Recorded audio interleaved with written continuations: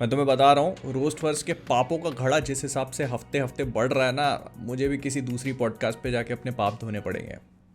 खैर, move on करते हैं, स्टार्ट करते हैं स्ट्रेंजर थिंग्स के साथ में, जो कि इस साल खत्म हो जाएगा फाइनली। और जब नेटफ्लिक्स वालों को इस बात का अंदाजा लगा तो उन्होंने सोचा कि जो आईपी हमने इतनी खिला पिला के मोटी तगड़ी करी है, उसका दूध कैसे निकालेंगे। तो एंट्री होती है स्ट्रेंजर थिंग्स टेल्स फ्रॉम 85 की। ये एक एनिमेटेड शो होगा जिसमें जो मेन कास्ट है वो तो अपीयर होगी, लेकिन निकी नाम की एक नई कैरेक्टर भी इंट्रोड्यूस करवाई जाएगी। इसका सीजी एनिमेशन करने के लिए रिस्पॉन्सिबल है फ्लाइंग बाग स्टूडियोज, जो इससे पहले मार्वल के लिए व्हाट इफ कर चुके हैं, और वो जो निंजा टर्टल्स वाली मूवी देखी थी ना आपने, वो भी। स्ट्रेंजर थिंग्स की टाइमलाइन में ये सीजन 2 और सीजन 3 के बीच में कहीं फिट होगा और अगले साल हमें देखने को मिल जाएगा। मतलब जो स्ट्रेंजर थिंग्स का आखिरी सीजन आप देख रहे हो, एक्चुअली आखिरी नहीं है।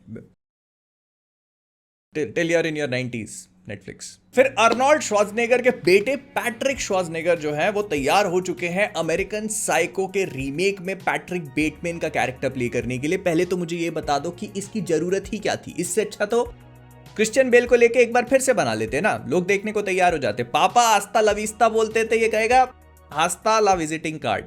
आई एम सॉरी, ये बहुत बुरा था, बट इतने शॉर्ट नोटिस पे मैं इससे अच्छा अरेंज नहीं कर सकता। फिर डीसी से काफी इंटरेस्टिंग चीज हुई। जेम्स गन ने रोलिंग स्टोन को एक काफी लंबा चौड़ा इंटरव्यू दिया जिसमें उन्होंने डीसीयू का उनका जो भी प्लान है वो थोड़ा बहुत रिवील किया, और उससे काफी कुछ हिंट मिल जाती है, लेकिन उस पर भी आगे बात करेंगे।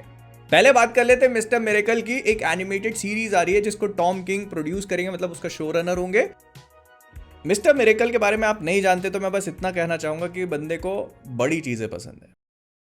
नहीं, कॉमिक्स नहीं पढ़ रहे तो पढ़ सकते हो, मतलब इंटरेस्टिंग है। फिर ज़ूटोपिया 2 जो आ रही है उसको लेकर एक इमेज रिलीज करी गई जो कि इसके मेयर की है। इस कैरेक्टर का नाम है मेयर विंड राइडर, जो कि एक घोड़ा है और एक एक्टर से पॉलिटिशियन बन गया।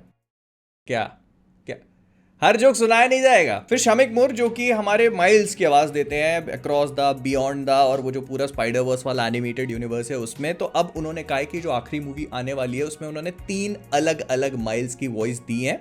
अभी 3 वेरिएंट होंगे, क्या होंगे किसी को नहीं पता। इन केस तुम्हें नहीं पता तो जो पिछली मूवी आई थी अक्रॉस द स्पाइडर वर्स, मतलब जो भी आई थी पिछली वाली जो कि क्लिफ हैंगर पे खत्म हो गई, उसका स्पॉइलर है यहाँ पर सबसे पहली बात तो उसके एंड में जो हम माइल्स का एक ऑल्टरनेट वर्जन देखते हैं जो असली वाले माइल्स को पेल रहा होता है, उसकी वॉइस इन्होंने नहीं दी, उसकी वॉइस किसी और ने दी है। तो अगर इसको हटा दें तो फिर ये किसी और कैरेक्टर की बात कर रहे हैं, मतलब 2 और होंगे। भाई पहले अपने खुद की दे ले। वो हेली स्टाइनफील्ड की भी शादी हो गई, अब तो सिंपिंग भी बंद हो गई होगी।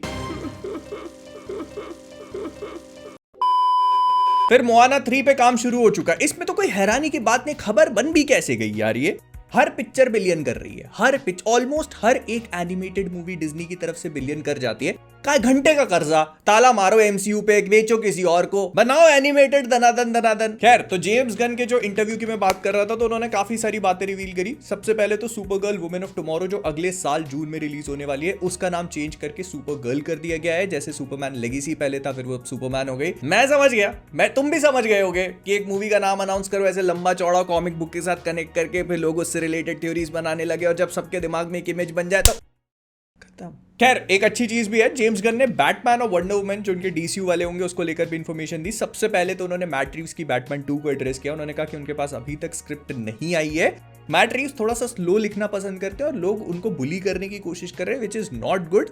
और बैटमैन 2 कैंसिल नहीं हुई है, उन्होंने कहा आएगी, थोड़ा समय लगेगा, आएगी। लेकिन जो मेरा मानना है, मुझे ऐसा लगता है कि शायद मैट रीव्स बैटमैन 2 और 3 एक साथ लिख रहे हैं, बैक टू बैक शूट करेंगे। दैट इज वाई, मतलब जो भी है। खैर, फिर उन्होंने ये कहा कि अभी उनकी सबसे बड़ी प्रायोरिटी है बैटमैन और वंडर वुमन को डीसीयू में लेके आना, और उसमें भी बैटमैन उनके लिए एक सॉर्ट ऑफ प्रॉब्लम ही बन चुका है, बिकॉज उनको पता है कि बैटमैन को लेके फैंस कितने ज्यादा ऑब्सेस्ड हैं और उसको सही नेल डाउन करना बहुत इंपॉर्टेंट है। लेकिन अब प्रॉब्लम ये हो चुकी है कि मैट रीव्स के एक बैटमैन की अलग इमेज बन चुकी है, तो उनको अपने बैटमैन को थोड़ा सा डिफरेंट रखना बहुत जरूरी है, और वो कैंपी फनी टाइप का बैटमैन नहीं चाहते। उन्हें चाहिए कि कॉमिक बुक्स में और जिस तरह का बैटमैन का अभी तक का पोर्ट्रियल रहा है कुछ वैसा ही रखा जाए। और उनको ना डीसीयू में बैटमैन बस इसीलिए नहीं लेके आना क्योंकि वो वार्नर ब्रदर्स का सबसे पॉपुलर कैरेक्टर है। वो अपने डीसीयू में बैटमैन की जगह बनाना चाहते हैं, उसकी जरूरत बनाना चाहते हैं, तभी बैटमैन वहां पर अपीयर होगा। और उनका सोचना है, वो किसी राइटर के साथ काम कर रहे हैं जो अभी तक उन्होंने डिस्क्लोज नहीं किया, नहीं तो उस राइटर के ऊपर बहुत भयानक पीयर प्रेशर हो जाएगा।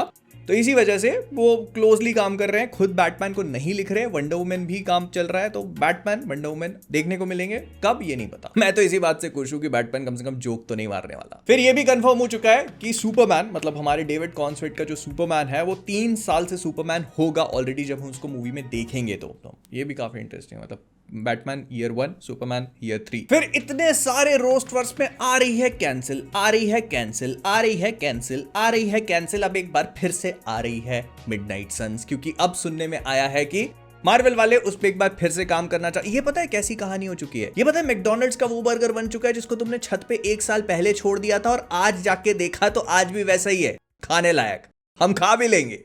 फिर हांस जिमर ने ये बात कंफर्म कर दी कि वो ड्यून 3 के लिए वापस आने वाले हैं, मतलब म्यूजिक वगैरह सब कुछ देंगे एंड ठीक है, मतलब खुश हो जाओ। फिर जिन लोगों को पिट का सीजन 1 पसंद आया था तो इसका सीजन 2 फिल्म होना शुरू हो चुका है। ये जो 4 जुलाई का वीकेंड होता है यूएसए में, उसको कवर करेगा, मतलब उस टाइम पीरियड को कवर करेगा जो केओस वहां पर होता है, वो दिखाने की कोशिश करेंगे और जनवरी में हमें देखने को मिल जाएगा। फिर टॉम रिस हैरिस को कंफर्म कर दिया गया है डीसी का क्ले फेस प्ले करने के लिए। इन केस यू गाइस वो वंडरिंग, तो डीसी क्ले फेस के ऊपर एक स्टैंड अलोन मूवी बना रहे थे जिसको माय पर्सनल फेवरेट्स में से एक माइक फ्लेनेगन ने लिखा हुआ है। तो देखते हैं कैसा क्या होता है, will wait and see. Actor मिल चुका है, बंदा क्लेफेस जैसा तो बिल्कुल भी नहीं लगता। ऑन सेकंड थॉट क्लेफेस का फेस ही कहाँ है? कभी ब्रूस वेन बन जाएगा, कभी wonder woman, I hope not. फिर स्पाइडरमैन ब्रांड न्यू डे में हल्क अपीयर होने वाला है, इसकी रूमर्स तो काफी लंबे टाइम से चल रही थी और अब इनके ऊपर पानी डालते हुए एक खबर और पता चली है कि हल्क की जो कहानी स्पाइडरमैन ब्रांड न्यू डे में शुरू होगी वो डूम्सडे में कंटिन्यू होती हुई नजर आएगी और शायद सीक्रेट वॉर्स में भी। और इसको कुछ ये लोग savage Hulk, world war Hulk, फिर मेस्ट्रो, इन सारी चीजों के साथ कनेक्ट करने की कोशिश करेंगे। हालांकि कंफर्मेशन नहीं है but it kind of does make sense, क्योंकि मार्वल वाले हल्क की शायद स्टैंड अलोन मूवी नहीं बना सकते, लेकिन ऐसा जरूर कहा जा रहा है कि हल्क का जो स्पाइडरमैन में इन्वॉल्वमेंट होगा वो एमसीयू के सबसे अर्लीस्ट डेज जो थे वहां तक जाएगा, मतलब आयरन मैन 1, इनक्रेडिबल हल्क, वो सारी चीजों को एड्रेस करेंगे और ऐसी चीज को एक्सप्लोर करेगा जो अभी तक हल्क और स्पाइडरमैन को लेकर एमसीयू में नहीं दिखाई गई। तो कोई नई बात है ही नहीं ना, मतलब स्पाइडरमैन की पिक्चर में अगर वही no way home, far from home और होम कमिंग वाली चीजें दिखाते बैठेंगे फिर काहे की नई मूवी। फिर ये कहा जा रहा है कि एवेंजर्स डूम्सडे में ये लोग जो तलोकन और वकांडा के बीच के टेंस रिलेशन थे ना, समझ ही गए हो तुम लोग, उनको एक्सप्लोर करेंगे। कितने टेंस थे ये तो वक्त ही बताएगा, या फिर सूजन स्टॉर्म। आगे बढ़ते हैं। हेला वापस आ सकती है, मार्वल वाले डेफिनेटली इंटरेस्टेड हैं उस कैरेक्टर को वापस लाने के लिए, लेकिन शायद एवेंजर्स डूम्सडे सीक्रेट वॉर्स में नहीं, क्योंकि वो ऑलरेडी बहुत ज्यादा पैक्ड होने वाली है। मे बी थॉर 5 या मतलब जो थॉर की नेक्स्ट मूवी होगी उसमें। इसको सुन के तो मैं यस मेरे साथ करो, या नहीं तुम लोग अच्छे से नहीं करते तो थॉर के साथ करो।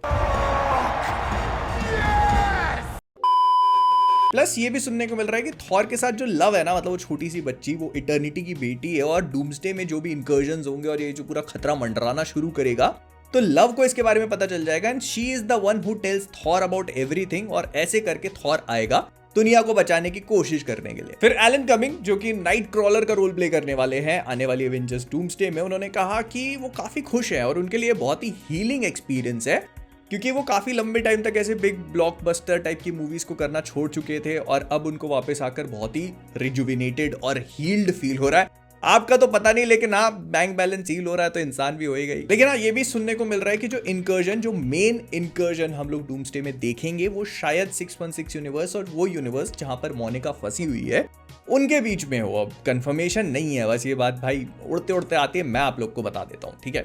तो उनके बीच में होगा, नाइट क्रॉलर के पास अपनी ट्रेडमार्क कॉमिक बुक एक्यूरेट तलवार वगैरह होगी और उसके एक्शन सीन्स जो है वो बहुत ही बढ़िया लगने वाले हैं।